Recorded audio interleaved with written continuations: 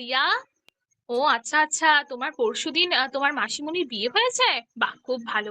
তো বিয়েতে কি দেখলে? ও আচ্ছা, শুভ দৃষ্টি। আচ্ছা আচ্ছা, তুমি সেখানে কি দেখেছো? একটা পাতা দিয়ে? ও, তুমি কি জানো সেই পাতাটার নাম কি? ও আচ্ছা আচ্ছা, অভিজিৎ, তোমার দাদু এই পাতাটা চুন লাগিয়ে পানের মতো করে খায়। ও আশা, ওর সাথে খয়ের, তারপর সুপারি, এই সমস্ত দিয়ে খায়। বাহ, খুব ভালো। কিন্তু তোমায় দাদু খেতে দেয় না? হ্যাঁ, পান খাওয়া উচিত না। আচ্ছা দেখো, তাহলে এই দেখো, এইরকম শেপের এরকম একটা আমরা জিনিস দেখতে পাই। এটাকে কি বলে? পান পাতা। লক্ষ্য করে দেখবে, আমাদের হিন্দু বাড়িতে শুভ কাজে কিন্তু এই পানের ব্যবহার করা হয়, কখনো বিয়ে বাড়িতে বা কখনো খাবার হজম করার জন্য এই পান পাতার বহুল প্রচলন রয়েছে। সেই পান পাতা আজকে সম্পর্কে জানবো। তোমরা কি জানবে সবাই আমার সাথে? সবাই জানবে? আচ্ছা ঠিক আছে।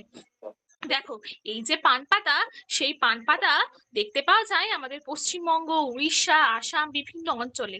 তার মধ্যে যদি আমরা দেখতে পাই, পশ্চিমবঙ্গের নদিয়া, পূর্ব বর্ধমান, হুগলি জেলায় সব থেকে বেশি কিন্তু পান চাষ হয়। সকাল বেলায় দেখবে আমরা হাটে যাওয়ার পর আমরা সেখানে কিনে আসি, অনেক পান পাতা নিয়ে আসি, বাড়ি দাদু ঠাকুমারা খায়। তো এবারে এই যে পান পাতা কি করে চাষ হয় সেটা জানবো। এই জানো তো, এই যে পান চাষ হয়ে থাকে এর জন্য জমিটা খুব নরম এবং উর্বর হতে হয়। আর পান পাতা কি বলতো, বেশি রোদ সহ্য করতে পারে না। ও, তুমিও রোদ সহ্য করতে পারে না? হ্যাঁ, সেরকমই তো পান পাতা একটু পর যেমন কুঁকড়ে যায়, দুমড়ে যায়, সেরকম পান পাতা চাষের সময় কিন্তু খুব রোদ সহ্য করতে পারে না। এর জন্য নিয়মিত জল, জৈব সার এসব দিতে হয়। আচ্ছা, পান পাতা কি করে লাগানো হয়? হ্যাঁ, পান পাতাকে কাটিং পদ্ধতি অবলম্বন করে কিন্তু লাগানো হয়ে থাকে।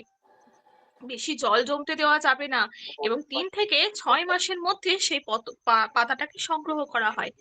এবং তারপর খুব আলতো হাতে সেই পাতা তোলার পর কিন্তু আমাদের দোকানে কিন্তু সেই পান পাতা ব্যবহৃত হয়ে থাকে।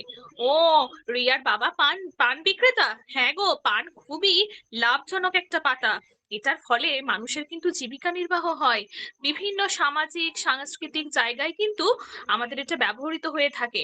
আর কি বললাম, এই যে পান, সেই পান হচ্ছে একটা লতানো উদ্ভিদ। তোমাদের আগের ক্লাসে পড়িয়েছি না, উদ্ভিদ 3 রকমের: লতানো, বৃক্ষ জাতীয়, আরেকটা হচ্ছে কোনটা বলতো, গুল্ম। তার মধ্যে একটা লতানো, মানে কোনো একটা নির্দিষ্ট গাছের উপর লতি লতি হয়ে থাকে, এবং এর জন্য ছায়াযুক্ত আর্দ্র পরিবেশ থাকা দরকার। তাহলে আজকের পাঠ থেকে আমরা কি জানলাম? হ্যাঁ গো, আজকের পাঠ থেকে আমাদের বহুল প্রচলিত, আমাদের মাটির সাথে জড়িয়ে থাকা একটা পাতা, পান পাতা সম্পর্কে জানলাম। সেটা কি করে চাষ হয়, মানুষ কেন এত ব্যবহার করে সেই পান পাতা, এবং তার ফলে যে এত রুটি রোজগার হয়, এটা সম্পর্কে জানলাম। তাহলে বলো তো, পান পাতা কেমন উদ্ভিদ? ঠিক বলেছো রফিকুল, পান পাতা হচ্ছে লতানে উদ্ভিদ।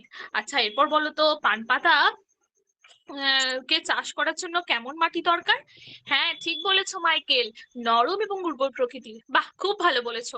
পরের দিন কিন্তু ওই যে পান পাতা দেখেছো তোমাদের বাড়িতে আছে না অনেকেরই, তাহলে একটা সুন্দর দেখে ছবি এঁকে নিয়ে আসবে। বুঝতে পেরেছো তোমরা সবাই? আচ্ছা ঠিক আছে, আজকের মতো আসি, পরের দিন আবার অন্য কোনো বিষয় সম্পর্কে তোমাদের জানাবো। ধন্যবাদ স্যার। বাহ, সুন্দর।